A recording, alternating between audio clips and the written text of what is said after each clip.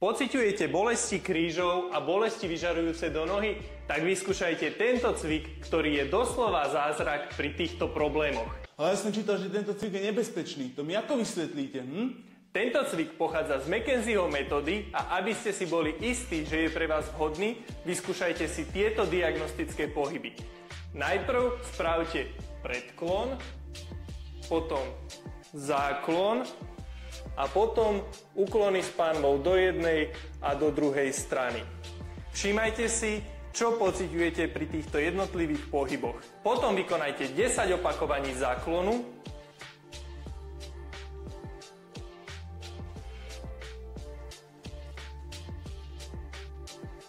pri cviku môžete pociťovať tlak alebo napätie v driekovej chrbtici, je to však normálne a postupne sa tento pocit bude vytrácať.